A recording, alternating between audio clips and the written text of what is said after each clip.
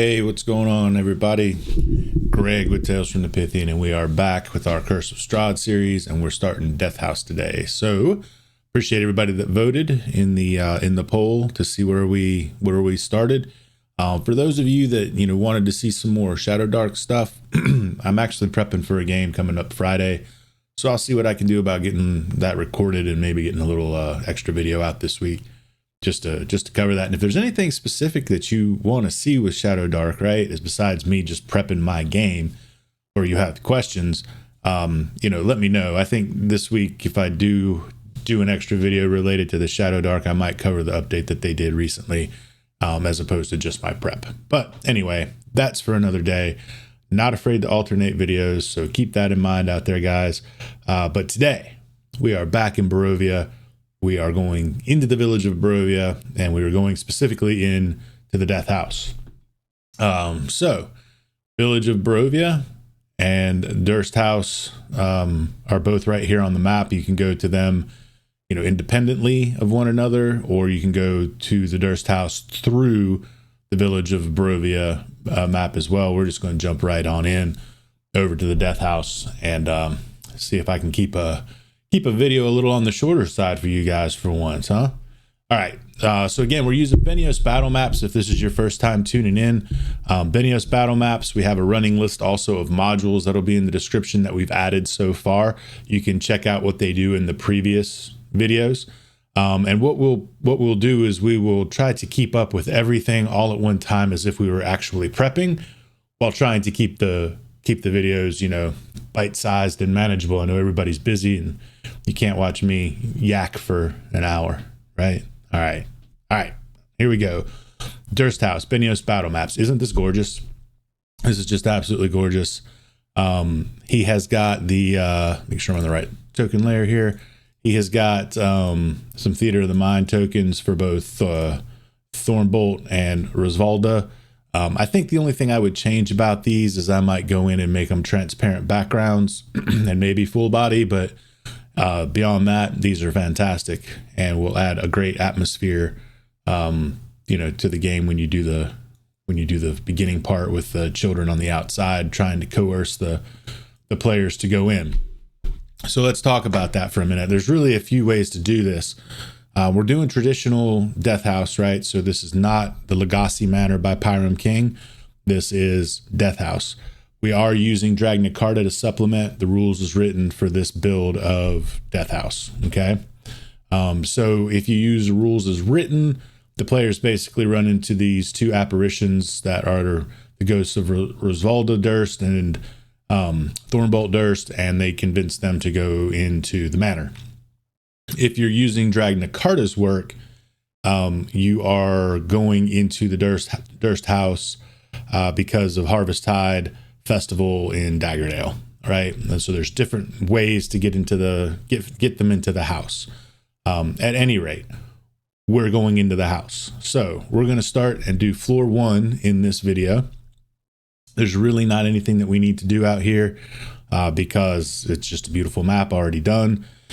Obviously, if I had player tokens for this, I would put their tokens out here so they could see their tokens. There's no intro video for this particular map, so we're just going to go straight in to the battle map for level 1, and we're going to work our way around, right? So here we also have the POG tokens for Rosvalda and Thornbolt that come with the Beneos Battlemaps package.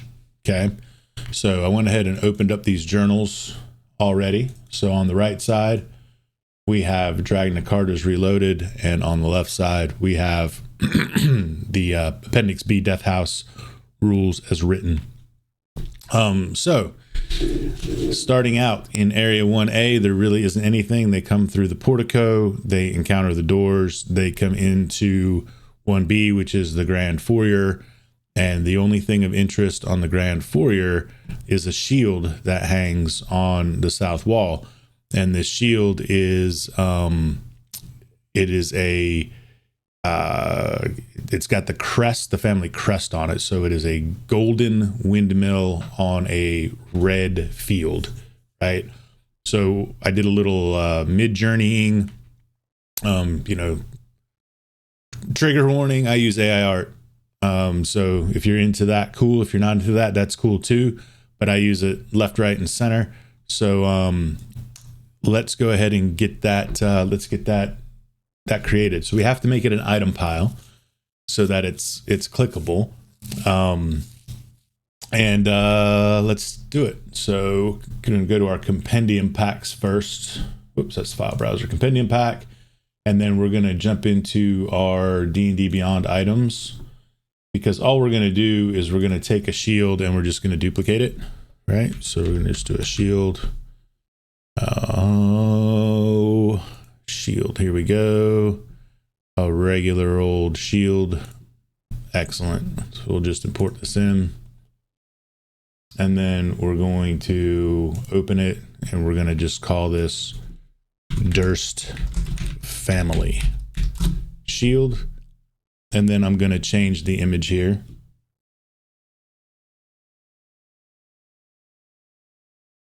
And we'll go to the root. We'll go to the Curse of Strahd. We'll go to our artwork items. And here's the Durst Shield. Right, there we go. So we have the gold windmill on the red field for the Durst Family Shield. And, you know, we can also come in here and we can just say a shield emblemized with the coat of arms right here. We can take this, copy it, come in here and edit this description. And we can just paste this in here. Right, shield emblemized with the coat of arms, bingo. Everybody now knows exactly what that is. It is going to be a shield for all intents and purposes. We can change the price on this. Let's say because it is special, we'll make it a 15 gold, not 150, 15 gold piece shield. And that'll be that. And then we can close it. So now we have to make it an item pile, which is pretty straightforward, right? So we're going to drag this out, create that new pile. It's right here, right? So we're going to double click in here. We're going to come inside and we're going to change the image. Got to edit. I keep forgetting with this new D&D 5e sheet, you got to hit the edit before you do anything. So we'll go back to the root, back to the Curse of Strahd artwork items, find that shield, grab it, select it, copy the URL, jump over to the token, go to the appearance, Control All, Control V, update that, turn that off, update the pile and leave. And then there we go. And, you know, we can likely turn this. We might be able to do some cool things here. We might be able to scale the size up. Don't know how well we can get it to do what we want it to do there, but you know, you get the idea. Mess with it however you want to. This is just how I'm going to do it. And then that way, when the players, you know, cursor over it, again, like we discussed in a previous video, when they cursor over that, they see that shield down there in the bottom. They know it's something they can click on. They click on it and they can pick that up. And that's kind of important, right? Because remember, we stole all their stuff with those Vistani, the way that we're building this particular adventure out. We used Pyram King's Gates of Barovia. The Vistani rob them clean. So when they wander in here, they only have the 4 items that we gave them between the Gates of Barovia and the location of Dalvin's corpse, right? So they don't have a lot going on. So we have the shield here in 1B. All right, so 1B, and then we move into the first floor. So we have some cool stuff that we're going to do walking into 2A. So there are some suggestions that Dragnacarta makes in regards to 2A. He says to omit the long sword on the wall, and let's see, what does he say? He says remove the long sword, put the family portrait that's on the second floor on the first floor. We're not going to do that part again. We're going to take advantage of the sword being there to be able to potentially give our characters another weapon, right? So we were mean dungeon masters by taking it away from them, but we're gonna attempt to give it back to them. So let's go ahead and get that sword knocked out real quick, right? So again, we're gonna go back over to our items here in D&D Beyond, and we're just gonna grab a long sword, just a regular one. There we go. We'll import that guy, and then we're gonna change the name again.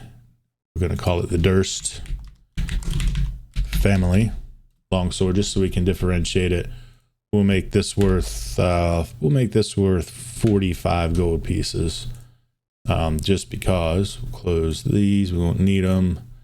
And let's see, we're gonna say that it is a longsword with a windmill cameo worked into the hilt. That's what we're going to use for the description. So we'll edit in here. We're going to paste. We're going to select everything and clear the formatting, so we get rid of that link. And then we'll just also get rid of the non-magical. Don't need that. There we go. We have the description. And then, of course, for the image, we go back to our Curse of Strahd folder with our artwork and our items, and we find that long sword, pop it in there, and we are good to go. So we can close that, and then we can drag that long sword in, create the new pile. We're going to do the same thing. Let's just zoom in a little bit here. So we're going to do the same thing. We're going to double click it, pop up here. We're going to edit and change the image, the same exact thing to that long sword. There we go. And we're going to copy that URL, jump over to the prototype token, go to appearance, Control A, Control V, update it, good to go.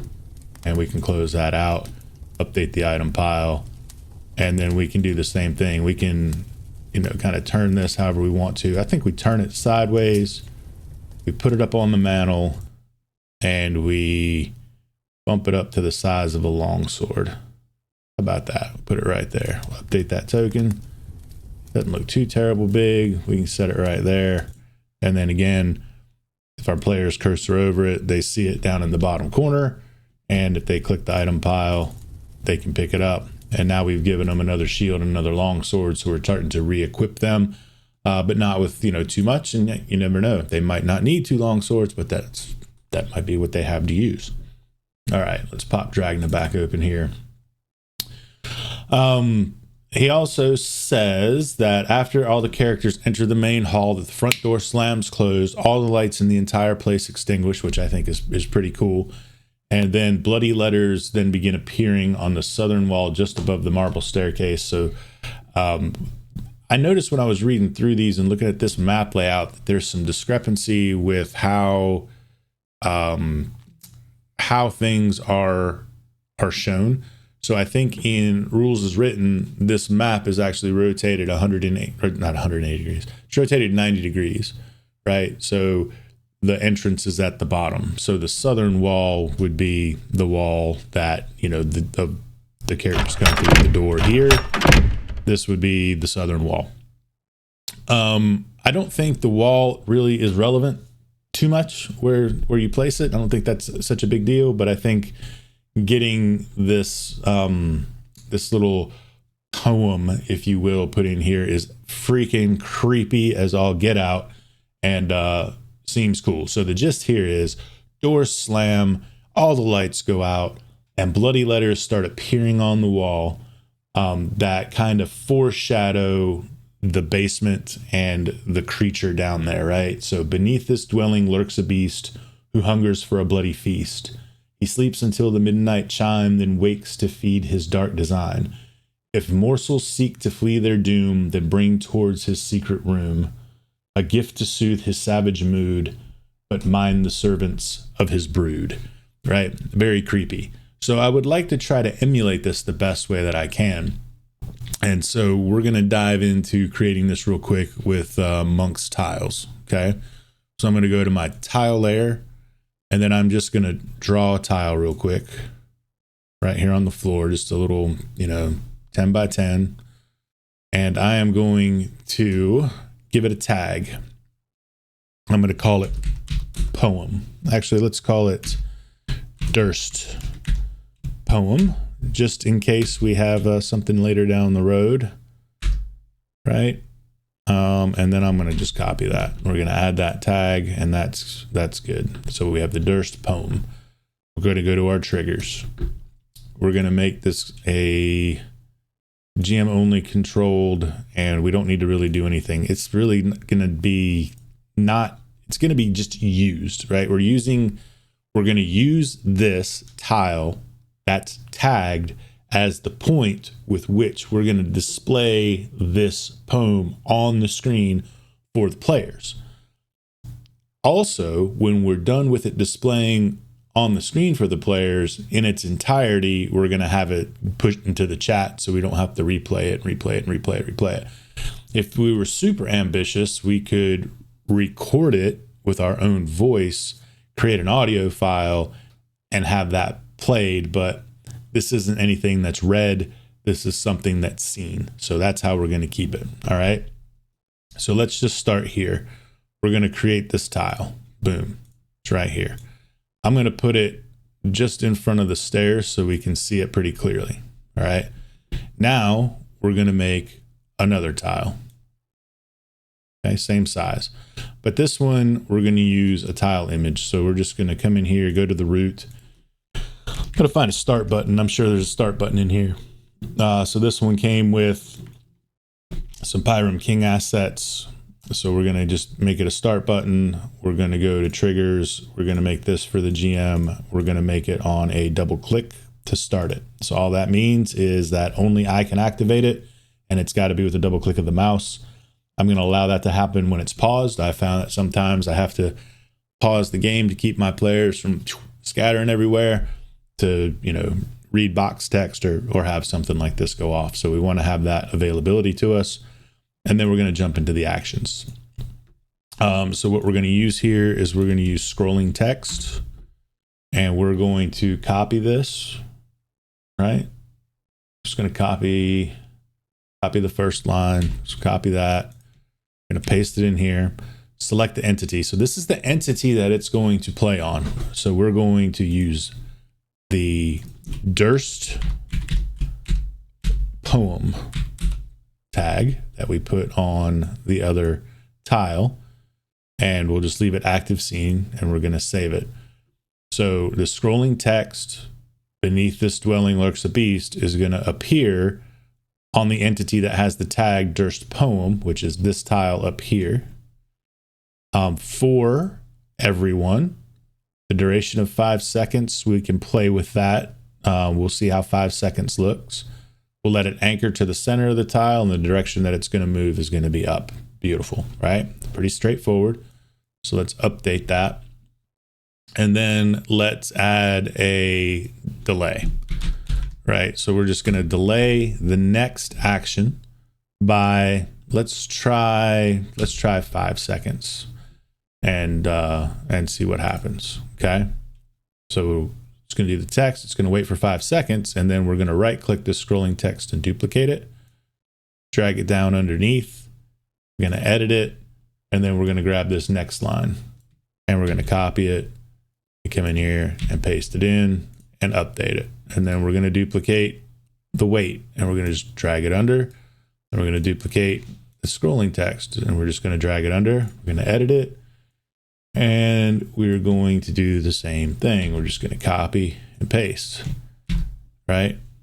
And I'm going to just keep repeating this process until we get it all the way done. Sometimes it's cool just to see that reaction from your players as something like this appears. And I think, we'll probably end up coming back here.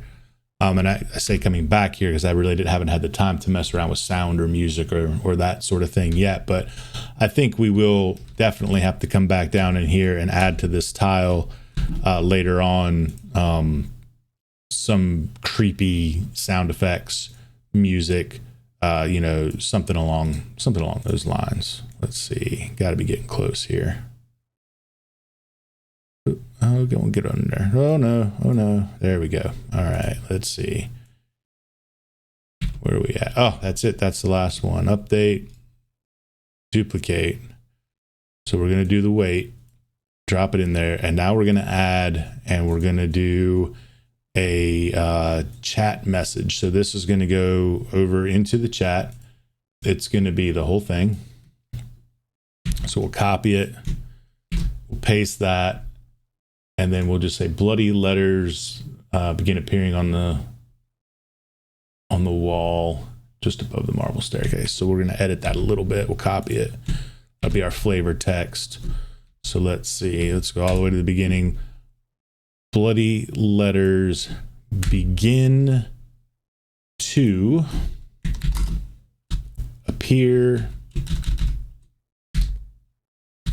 on the wall just above the marble staircase. Perfect. We don't want it in character. We just want the chat message. We want it for everybody. We'll update that. And then let's apply it, and we're going to create the tile, and then let's test it. We'll go to our chat over here, jump back to the token layer, double click this, and there we go. Well, that didn't go well. Oh, why is it doing doubles? Are there two tiles there, guys? Are there two tiles there? That's interesting. All right, so let's figure that out. Why is that? Why is it doing two? That's very strange. Scrolling text. On the Durst poem for everyone, center top, one time, wait 5 seconds before we go to the next one. All right. I'm going to sort that out offline. I'm not sure why that is. That should definitely not be.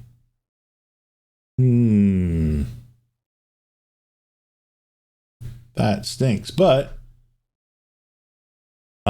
you see it did put it into the chat also twice. That's very weird. I wonder if I've got two starts. I do. There we go. Okay, I bet that's the issue there. So let's delete this and try it again. I don't know why it does that sometimes. All right, let's try this. Take two. Double click. There we go. Beneath this dwelling lurks a beast who hungers for a bloody feast. So it looks like 5 seconds might be a little long, but maybe not. Maybe not. So there we go. We have that. That works. That's awesome. I'll have to check. I'll have to check to see if I can change the text color. It'd be cool if it was red. But I don't know that there's any function for that in here. I know that he allows some inputs to take like little code snippets. I don't know if he does like HTML or anything like that. I'll have to do a little homework, but I think if we can't make it red, that's okay, that we still get the effect that we want here. And so we'll just hide this tile so that the players don't see it. Only we will see it. We'll keep it right there. We'll take the start button and we will drag it down here with some of our other buttons. And bada bing, we have 2A long sword and the monk's active tile triggers. Really cool, the kind of stuff that you can do with monks, right? All right, so now we're going to do 2B. 2B is this little cloakroom, and in the little cloakroom are hanging a bunch of black cloaks. In the Dragnacarta side of the world, there is an envelope poking out of a pocket that has an invitation in it, and this is addressed to Lady Lovina Wachter. Now this is cool in foreshadowing. This is really cool foreshadowing, and so we're absolutely using this 100%. So let's create the item real quick. So we're going to go to items. We're going to create the item. We're just going to call it loot. Yeah, we'll make it a loot item, and we'll go ahead and create the new item, and it's going to be invitation, right? And then let's give it an image. Oops. Let's go to our roots and let's do paper. We did this before. Let's look at all of them. Let's do, this one looks kind of used. There we go. Let's copy that URL just in case we need it again. And then, well, that's so much for the copying of it. We're going to copy all of this and we're going to paste it in there. Save it. Right, there you go. So they pick up the invitation, and right there in the description, you're cordially invited to join Mr. Gustav and Elizabeth Durst for a celebration of the 1-year anniversary of the Durst Mill, the Durst residence, Barovia Village, 6:00 p.m., 13 Neavar 348. So this is basically November 13th of 348. How do we keep track of the time and the date? What year is it now, Greg? We're going to deal with all that the next time we put modules in. We're going to use a module called Simple Calendar. I have a Barovia calendar for it, but it's not relevant to this at the moment, but it will be eventually. So we want to have that in there before we start playing, but we don't need to mess with it today. We can give the modules a break for a week, right? All right, so cordially invited to join them. Awesome, that's done. We have the invitation created. I'm going to recopy that URL because when I drag this onto the ground and I create the item pile, I want to be able to make sure that I can ensure that this is what they're going to see when they see that item pile. I don't want to take any chances. So I'm going to do both the image for when they cursor over, right? So the portrait image when they cursor over, that's what's going to display to them. And then Control A, Control V, update the token just to make sure that the token image doesn't change on me. We close it, we update the item pile, and we're good to go. And then this one, we're going to shrink down, right? We're going to shrink it down about like that. And then we're going to put it in here. And we're just going to we're going to just set it like right here. We'll turn it and we're going to shrink it down as far as we can. That's the smallest I can make it. Now, when I cursor over it, again, I have left it like a medium-sized creature because remember, item piles is using tokens and some fancy stuff they have going on, and it's basically making a token that is a container that holds these things. So theoretically speaking, if I wanted to come into the token controls, I could change the dimension of my grid space and make it 0.5 and 0.5, and I could make that even smaller, right?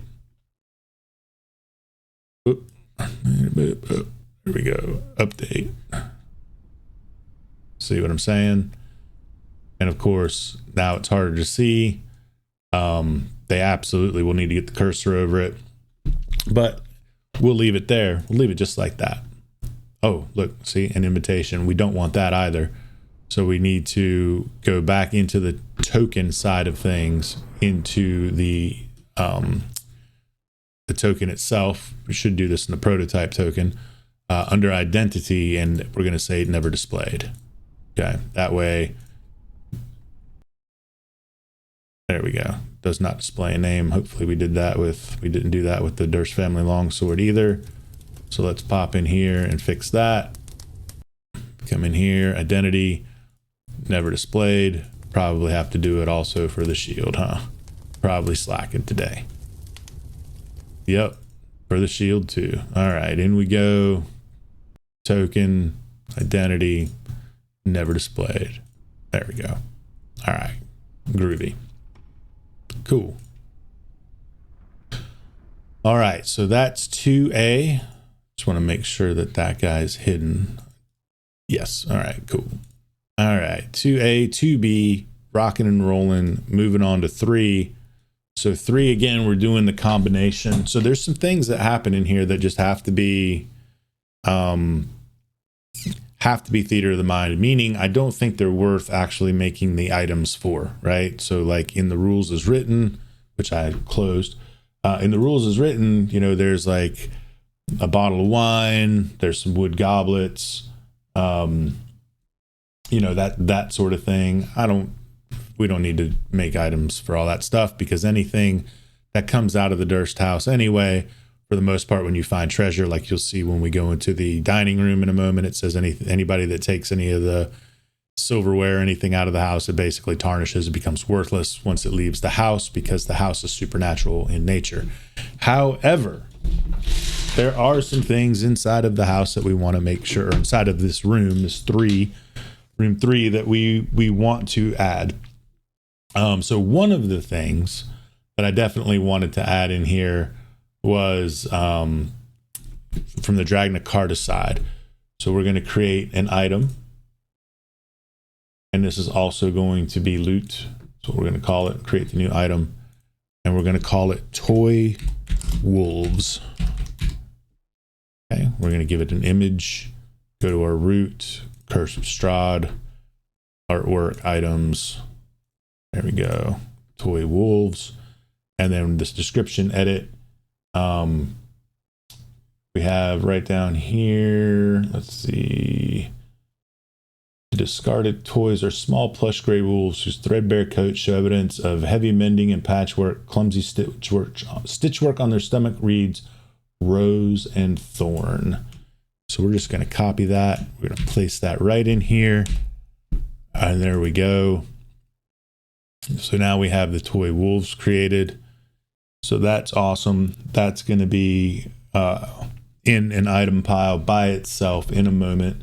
But we're going to go ahead and create another item, also loot. So if I jump back out of here and come back in, there it is. We can collect it, and we'll call it a child's stitchwork. Cool. And again, for the description, let's see. We're going to just take it right from here. North Cat also contains a mounted piece of child's needlework that depicts a boy and girl holding the hands of a young woman alongside clumsily stitched words that read, "For Miss Clara." Now, this is going to tie into things when we get up to the second floor and the kind of the story that's going on here in Durst House, which is a pretty gnarly story. I'm going to assume everybody that's watching this probably knows the story, but if you don't, let me know. We can do a video on it. It's pretty cool. So there we go. Child stitchwork. That one's done. Let's see. I don't think we have anything else weird. All right, let's see. We're going to find out. So item pile wise, right? Toy wolves. Boom. Create the new pile. We're going to pop it open. Take a look at the wolves, copy the URL, go in here to the sheet, edit it. You see the theme going on here, guys, right? A lot of this is rinse and repeat stuff. Prototype, or not prototype token, but the token, appearance, Control A, Control V, go to the identity, never display it, update the token, close this out, update the item pile, leave, let's shrink it down. And we'll put this on the table right here. We'll give it a little bit of a skew. Let's shrink it down just a smidge more. Won't let us. So that's where we'll come in here, go to that appearance, and let's change it to 0.5. Update that, and then we will make it a little bit bigger. There we go. Maybe one more. Yeah, there we go. That I think works. Looks like it's sitting on the table, but when they cursor over it, there we see it down in the bottom again. It's very, very typical stuff. All right. The cabinet. So this is the way to do this one is a little tricky. So obviously I can make a pile of stuff and it's going to look like a certain way, right? Like it's going to look like we have to put the child's needlework, 3 silvered bolts. This is a per Dragnacarta. 17 regular bolts, and then a heavy crossbow, light crossbow, hand crossbow, and a deck of playing cards. Those are all going to go into this dresser. So what we can do to kind of make it look a little bit more I don't know, like it fits in here, I guess would be a way to say it. And not just a pile of crap sitting on the floor, is we can go over to our actors. We're going to create an actor. It's going to be a non-player character, and we're going to call it a cabinet, right? And I won't put it in any folder at the moment. I'm just going to create it.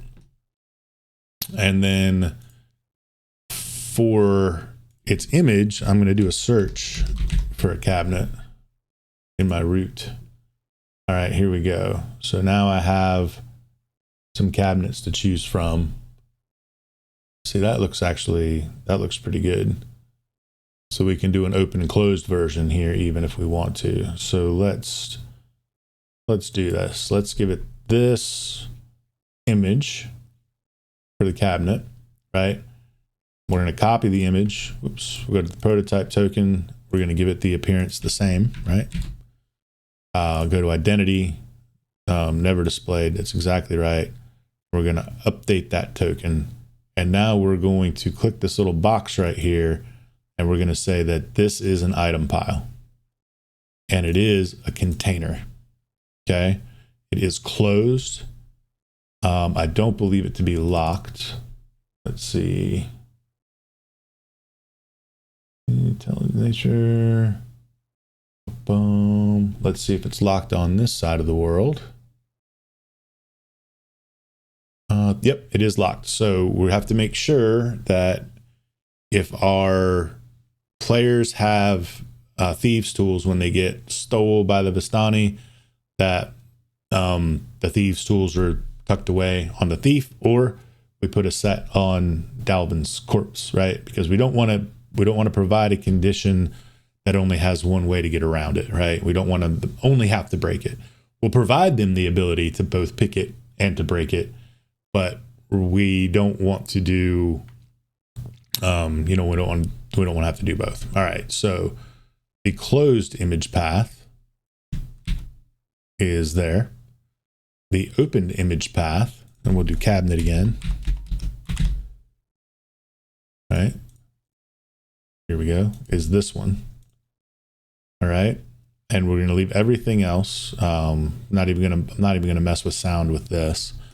Not caring about the sharing settings. I'm going to update the pile, update the item pile, and leave. All right. So now I have this cabinet that's over here in my list of actors. So I'm going to just drag that onto the scene.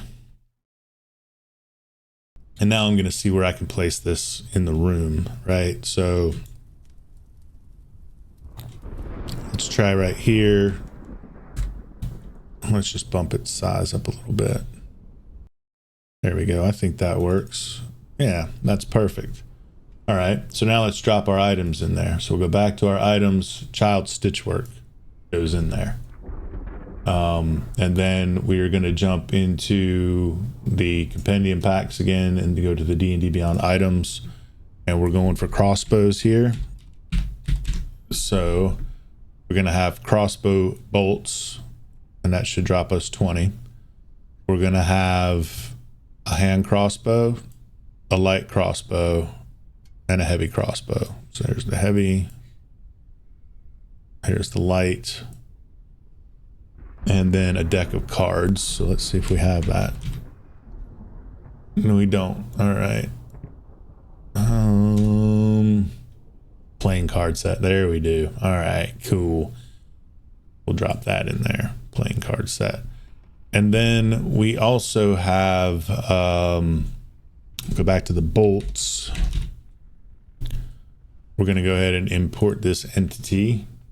It's crossbow bolts. We're going to open them up, and we're going to say silvered crossbow bolts. We're going to change the value from a gold piece to 5 gold pieces, and we're going to change the quantity from 20 to 3.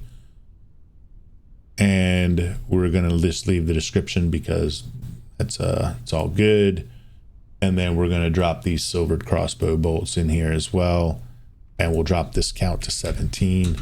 That makes everything, that makes everything good to go. There's no currency that we're adding here. Let's see, deck of playing cards. Yep. All right, Cool. So we're going to update the item pile and we're going to leave. So now when the players come in here and they click on this and open it, it's going to be what it's going to be. So let's address the locked deal. Other settings, it is locked, right? All right, there we go. And then we can deal with that. So how do I deal with the locks? I typically use a module called Lock and Key. I don't want to load that in today, but we will load it in and look at it at a later date. I just want to try to stay off the modules today. Okay, so there we go. Or I should say stay off adding more modules. Let's see the ones that we've got in here are actually working so that we know that they're working. Obviously item piles works, right? So cool. All right, that's that room done. So the dining room is, oh, there is a trap door in this room that is in the floor that goes down to the basement level, but it says in rules is written right here, trap door is hidden in the southwest corner on the floor. It can't be detected or opened until the characters approach it from the underside. Until then, Death House supernaturally hides the trap door. And Beneos Battlemaps has included that hatch. It's triggered by Monk's active tiles. So if I click open, trapdoor is open. If I click close, trapdoor is closed. They don't see it. Right? Notice how even the rug moves. I'm telling you, these maps are sweet. All right. So talking about the dining room, there's really nothing that we have to do in the dining room. So it talks about the table, the settings, what happens if you take anything from the room. The silverware tarnishes, the crystal cracks, the portraits fade, tapestry rots. This is kind of the general theme for all of Death House. Anything that the players would take that kind of like belongs to the house will decay, deteriorate, become worthless when it's removed from the house, which I think it's pretty cool. So the only thing of note here is, it's a theater of the mind thing. If they start searching around for like secret doors or something, you reveal to them that the characters that are engraved in the wood paneling, what that looks like, deer and trees and, wolves and all that sort of thing. Make it creepy. That's all I got to say about it. All right. The kitchen. So in the kitchen, really in rules is written, there's not a lot going on here either. It talks about there being food that's bland in flavor. It tells you where the dumbwaiter's located, which again, it says here is the south, whatever side of the room. But in our case, because the map's rotated, it's the north east corner of the room. Not really super relevant. Gives you all the information for the pulley mechanism, the weight it can support, all that sort of stuff. However, in the Dragnacarta side of things, we take a look at the kitchen and the pantry, and we get some more foreshadowing and some more elements that kind of tell the story of the Durst house in a very creepy way. So essentially, there is a copper pot that is sitting here with its lid slightly ajar. And if anybody opens the lid to the pot, they're going to find a bottle of wine, a folded piece of delicate lace, a vial of brownish dried powder, and a bouquet of wilted sunflowers tied to a small scroll of parchment. Okay. The wine is a bottle of Champagne de l'Estompe from the Wizard of Wines, and the piece of lace bears the initial K. So now if you've been paying attention, we already had a little bit of stitching, child stitching that had that image on it, and I probably didn't read it. So if you're not paying attention, to me not giving all the information, it says for Clara on it. So we're starting to see a theme going on here. Anyway, let's make this pot and put the stuff in it. I bet you guys know how we're going to do it. So right here under our create actor, we're going to go back into our create actor, and we're going to say copper pot. And let's just capitalize the C of copper, make it a non-player character. I'm going to create that item. We will come in here to the image and just type the word pot. I'm gonna hit underscore and see if I get lucky.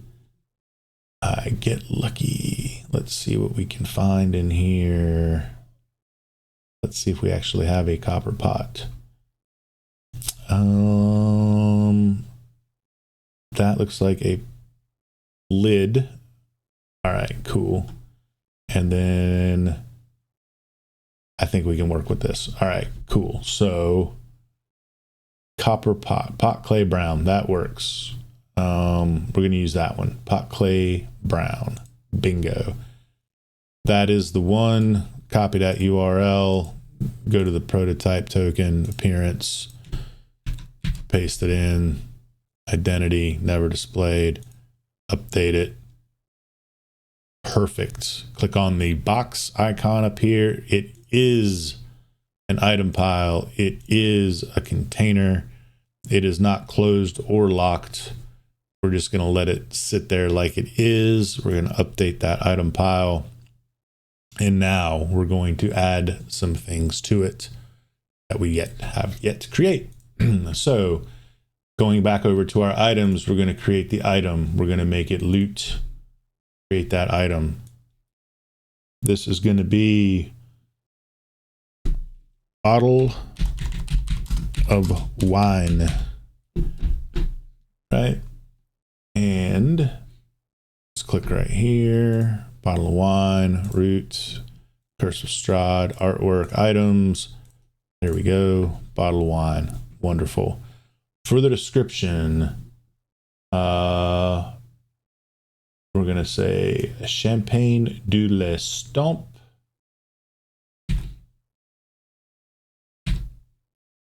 And then we will hit enter and we will type Wizard of Wines Winery. Again, we're doing some heavy foreshadowing here, right?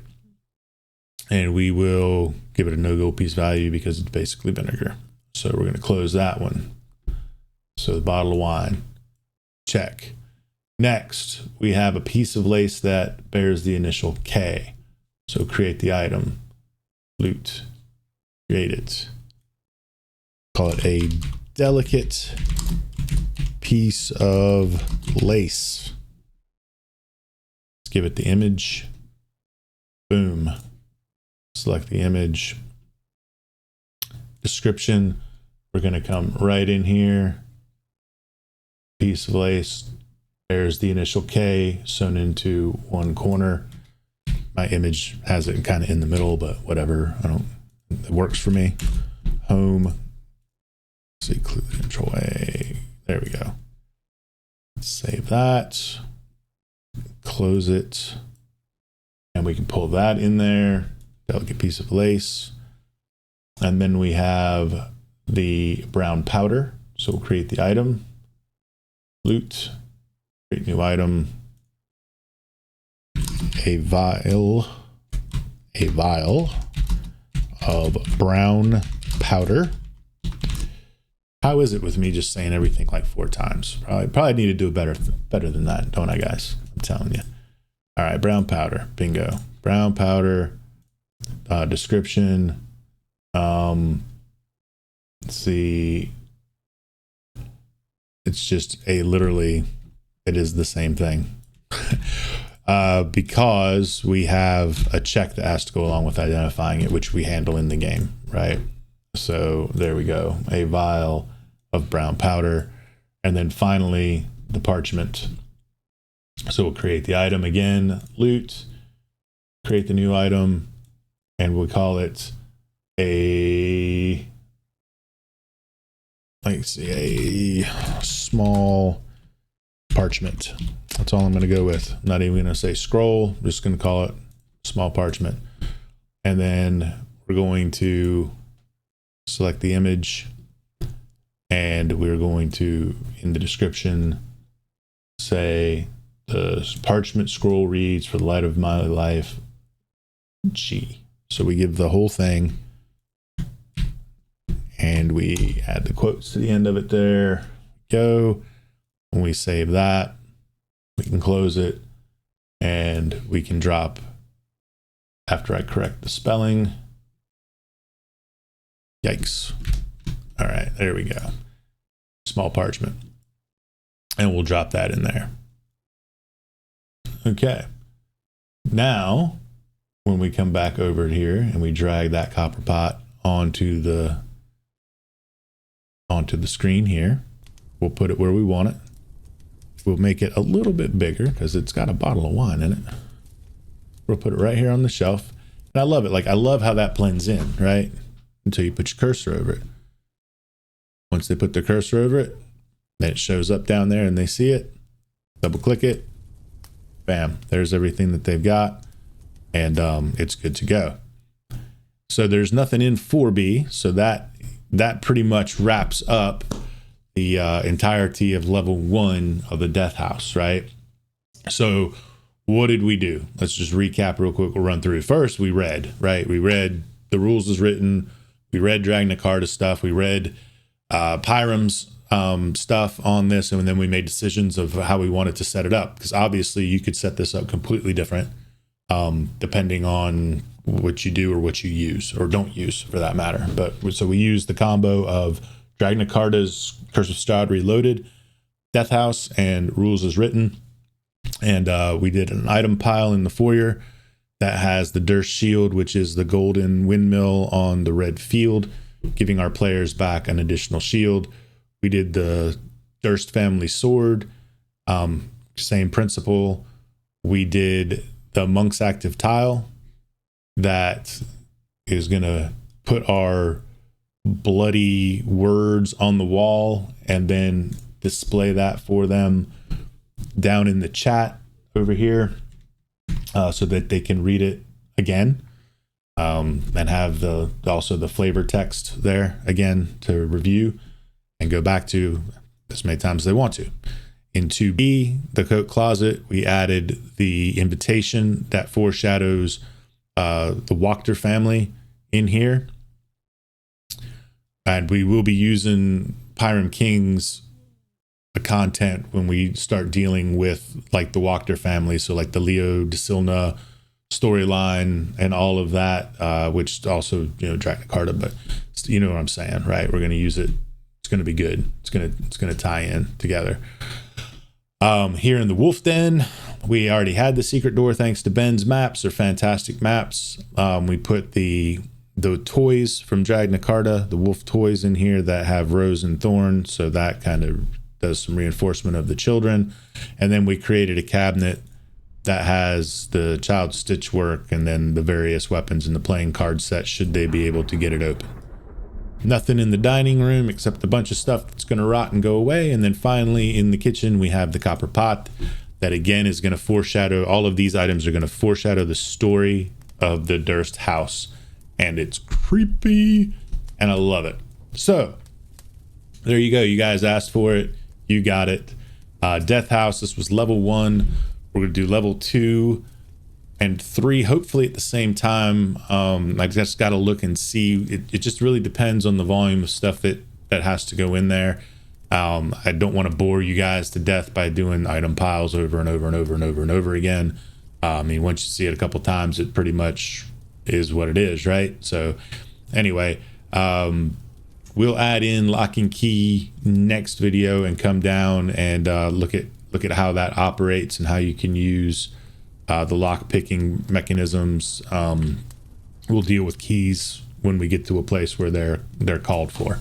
But anyway, level 1 Durst House, guys. Death House in the beginnings. You guys let me know what you think. Check out Beneos Battlemaps. They're amazing. Check out these modules that we're using. Also amazing. If you liked the video, found it useful, give me a thumbs up. Consider subscribing. I'm Greg. This is Tales from the Pythian. See you guys in the next one. Peace.